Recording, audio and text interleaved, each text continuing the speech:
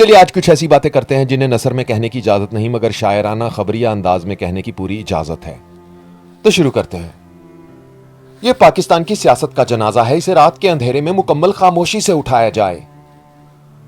ہلکا ہلکا سا نیم کرفیو لگا کر رکھا جائے تاکہ لوگوں کو کانوں کان خبر نہ ہو سکے.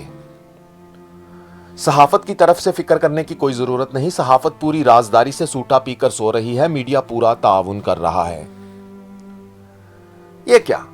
سیاست کی لاش کے ساتھ ہی ایک اور لاش بھی تابوت میں پڑی ہے جس کے بارے میں معلومات دینے سے انکار کر دیا گیا ہے.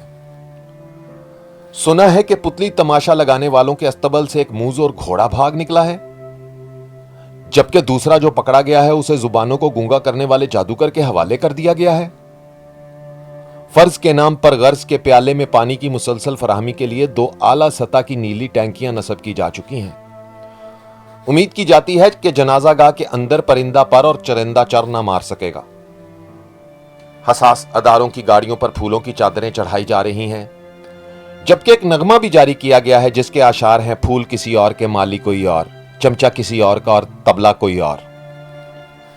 تازہ ترین خبر کے مطابق ابھی ابھی صحافت نشے کی حالت میں اپنے کمرے میں مردہ حالت میں پائی گئی ہے. یعنی سیاست اور صحافت دونوں کو اعلیٰ ترین ملکی اداروں کی غیر موجودگی میں مکمل بے آبرو طریقے کے ساتھ دفن کیا جا رہا ہے.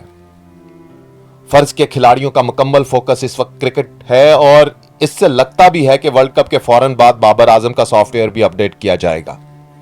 تیز بارش کا امکان بھی خارج دکان نہیں، اس لیے ایک اعلیٰ سطح اجلاس میں اونچی ٹانگوں اور لچکیلے پلاسٹک والے واٹر پروف بوٹوں کی تقریبی رونمائی بھی اپنے آخری مراحل میں ہے.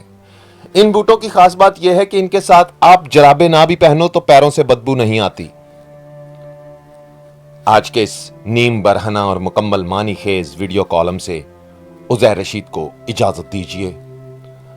اللہ ہو آپ سب کا حامی و ناصر. اللہ حافظ. کچھ نہ سمجھے خدا کرے کوئی.